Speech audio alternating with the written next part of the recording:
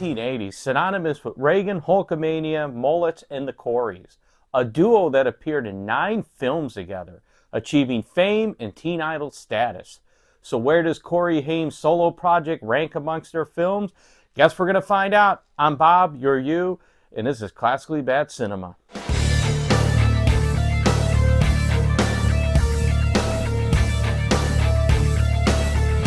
Watchers is a science fiction horror film directed by John Hess and stars Corey Haims and Michael Ironside, and a deputy sheriff that looks a lot like Reba McEntire. It's loosely based on a 1987 novel Watchers by Dean Koontz. The film was given a limited release by Universal Pictures in December of 1988. We jump right into the action as a high-tech research lab disguised as a rundown loading dock explodes. 2 creatures survive the fire and devastation, one being a super-intelligent golden retriever, the other an ultra-violent, hairy, ferocious, and rather loud mutated monster known as an outside experimental combat mammal, or OXCOM. It's just a goofy fucking name, okay?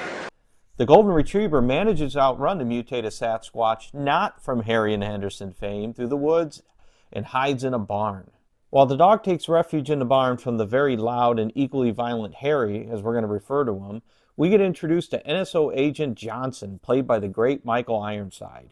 He's briefed by Evil Corps CEO on his mission objective to retrieve the missing assets. We are also given the first of many project backstories. Back at the barn, we meet Tracy and her handsy boyfriend Travis Cornell, who's played by Corey Haims, who's starring in his second 80s horror film involving a large, hairy, violent creature. Handsy Haims makes a beeline for the door when her father comes into the barn. This will not be the first time that Haims narrowly avoids Harry. Tracy, on the other hand, not so lucky. She runs right smack into it. Fortunately for her, among the roaring chaos and freaked out horses, she survives. Unfortunately for Dad, among the roaring chaos and freaked out horses, is killed.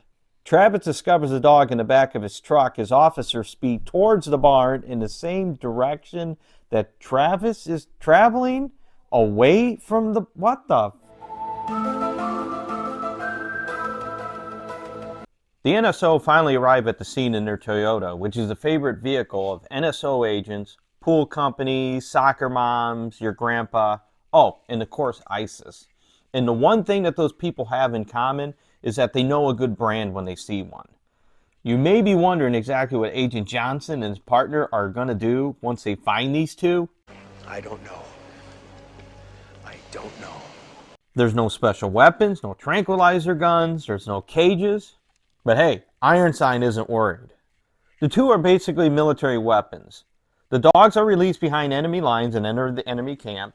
The Sasquatches, or Harrys as we're going to call them, target and kill everything they come across, or that's had contact with the dog. Harry number 7 that survived the explosion is a failed mutation with a very real and very deep hatred for the golden retriever. I hate you!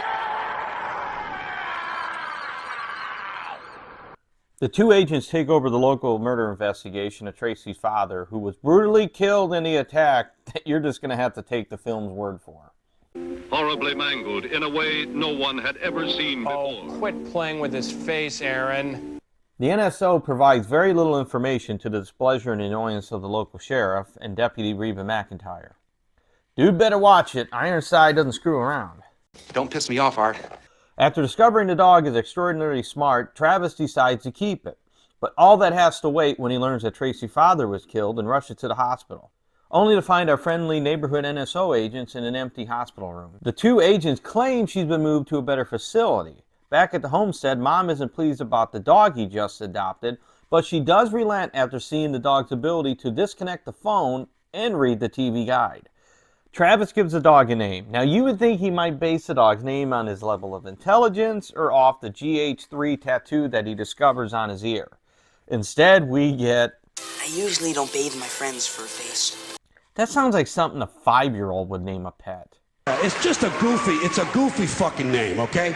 When Agent Johnson swings by Travis's house to ask some questions, but instead encounters a family friend with British sensibilities, the dog bolts and goes after Travis, who has an uncanny ability to stay one step ahead of dads, monsters, and NSO agents. Not only does he miss Agent Johnson, but he also declines an offer by his Beverly Hills 90210 buddies to go mountain biking in the woods. The dog tracks Travis down to school and types a warning on the computer and gets Travis' attention when he's discovered. Now you would think that this genetically engineered dog that's telekinetically linked to Harry, that knows how dangerous it might be, might type that out in the computer too. And I gotta say, since we're on the subject of Furface, It's a goofy fucking name, okay? why is it that the dog can read TV Guide, type on a computer, and play Scrabble, but insists on scurrying around the most habited areas possible? I mean, he is literally luring a violent killing machine to a school full of kids. Well, before that potential disaster can unfold in front of our eyes, Harry finds himself a stoner. You're gonna be doing a lot of doobie rolling when you're living in a van down by the river. He follows that up with Travis's friends that he finds in the woods. Gotta be honest, I don't remember this episode of 90210. Fortunately for Travis, he leaves before the creature of death arrives. How convenient. The janitor does manage to call the authorities, who are right on top of things. The maintenance man over at the high school, he was screaming. If it's important, he'll call back. Seriously? No, you got the wrong number. This is 912. The two officers arrive with no backup and quickly discover the two bodies. Well, I guess that's why he never called back. Probably need to call in backup at this point. No? Gonna continue on? Gonna continue alone? No backup needed? Okay. As bad as this is, it's about to get a whole lot worse. So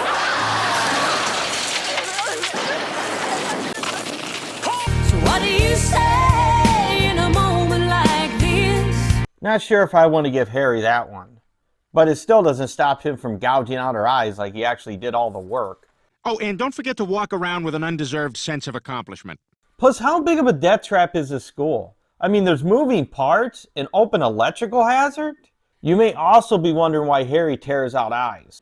My answer is I don't have the first damn clue. I mean, you think it might have got mentioned in one of the flashbacks, but it never does. After still not calling him back up, Barney Fife loses his shotgun and narrowly escapes being killed by Harry in the death trap of a high school. I mean, honestly, this guy is almost as bad as the sheriff from the Attack of the Giant Leeches. What was that you said? You're the worst. Oh, that boy's looking for bad trouble, and he's sure going to get it. Unfortunately, this isn't going to be the only poor decision that the sheriff's going to be making tonight. Oh, shit. The infuriated sheriff confronts Agent Johnson, making the ever so poor choice of threatening to go to the press if not given info on just what the hell is going on. It's a bold strategy, Cotton. Let's see if it pays off for him. Forced to tell the sheriff the truth regarding the creature, they move to a quieter, more secluded location from the press.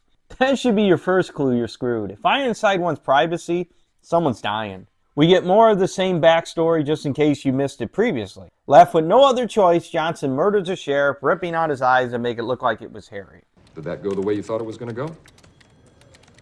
Nope. Back at the house, Travis learns of Johnson's visit and attempts to bolt. His mom ends up stopping him, which may be a decision she's going to regret later, especially when they find their family friend dead. And when I say dead, I mean dead. Everyone else had their eyes ripped out. Harry tears off this guy's entire head.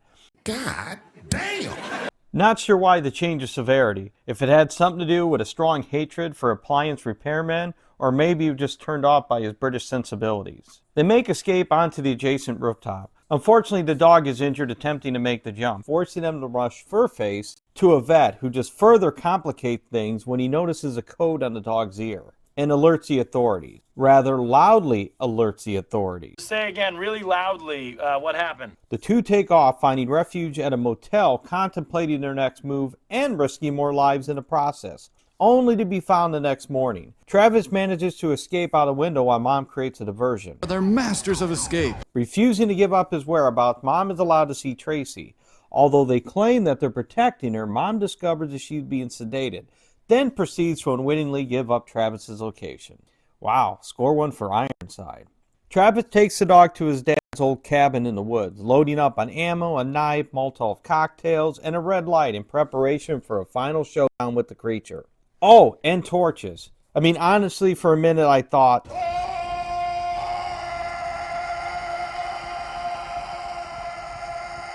I guess the plan is to wait until Harry comes and then throw everything he's got at it. Oh my my God, that was your plan.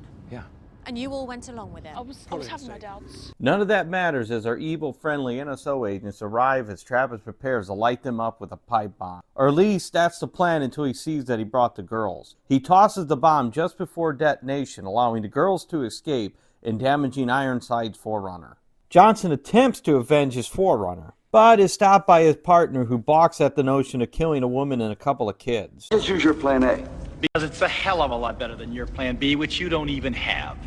If you were really, and I mean really, paying attention to the film earlier, when Johnson is showing the VCR tape, you may have caught the brief, very brief mention of 3 experiments at the lab. He's Evil Corps' 3rd experiment. Surprise, surprise. Surprise, surprise. A genetically engineered assassin with no conscience. And for the 2nd film in a row, we get partner-on-partner violence. It's interesting because during that mission briefing aboard that boat earlier in the film, nowhere was there any mention of liquidating witnesses. What did I say? Did you hear what I said? I heard what I said because I was standing there when I said it. Travis goes after Agent Johnson, destroying his highly flammable ride. In the midst of the scuffle, Travis ends up getting stabbed in the leg with his own knife before Furface tags in, allowing him to stab Johnson in the throat. Badass Ironside is completely unfazed. Just a flesh wound. Claims that they're all gonna die before Mom delivers the kill shot. Yeah. Armed with homemade weapon, the group readies themselves for the beast. When it arrives, Travis unloads with his rifle, proving he probably should have spent more time in the ammo section than anywhere else in that store. During the melee, Man's best friend takes the full brunt of the truck's windshield,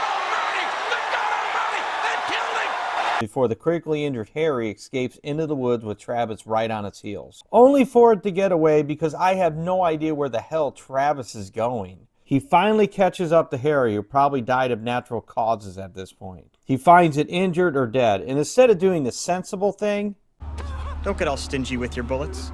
I mean, one more clean shot to the head. he either assumes it's dead, or worse, doesn't seem to be able to bring himself to finish it off, and lowers his weapon. You are unwise to lower your defenses. Only in true 80s classic horror film cliche, he's attacked. You're a stupid dumbass. Before delivering the kill shot. Travis returns to the truck, loads up his injured friend, and the 3 leaves while the cabin and Forerunner slowly burn, leaving Michael Ironside as partner and the creature's corpse rotting in the woods. The end. I really enjoyed this little-known 80s horror film with its unique premise. There's loads and loads of backstory. The filmmakers did a nice job with pacing and the suspenseful tone of the film. I mean, how it compares to the novel, I couldn't tell you. I haven't had an opportunity to read it yet. Wool, host, annual, host, annual, annual. I mean, the acting was solid with Haim and his K9 co-star carrying much of the load throughout the entire film. I mean, Michael Ironside was Michael Ironside, and he didn't disappoint. If there was anyone who could portray a formidable antagonist, it's Ironside, and his history of playing some pretty twisted individual, roles he loves playing. As quoted, "I like to play bad guys, since good guys are always getting beaten up several times during the movie. Bad guys are beaten only once, in the end. If there's a downside, it's got to be the creature, which was a bit of a mixed bag. I mean, I love the origins and the idea behind the project, and the filmmakers did a good job of showing the creature without actually showing you the creature. I mean, this is the prime example of less is more. Experiencing the action from the Oxcom point of view was a clever way for filmmakers to make the creature's presence known. But once you get a good look at it, it's underwhelming. Maybe not quite to the level of Call of the Wild underwhelming, but it was. I'm sure they were more than aware, but unlike a big budget film like Predator, whose filmmaker realized that their deadly space creature was kind of lame and came up with a more menacing and far more iconic look, here not so much, and I can understand why they chose other means in the film. Oddly, for a film with such a high body count, the gore level is kind of low. Outside of the family friend with his British sensibilities, head being forcibly removed, no one else is really shown them being brutally murdered outside of a few missing eyes. Horribly mangled in a way no one had ever seen before. Oh, quit playing with his face, Aaron. Well, if you're looking for a fun, campy 80s horror film with a loud, violent killing machine that's going to scare the hell out of your cat, and if you love lots and lots of backstories, well, you could do much worse than this novel adaptation. But again, just don't watch it with your cat. Well, that's all I got. If you enjoyed the video, hit the like and subscribe button below. If you didn't enjoy it, then tell that badass friend to hit that like and subscribe button below. But that's all I got. Till next time, I'm Bob, you're you. So long, everybody.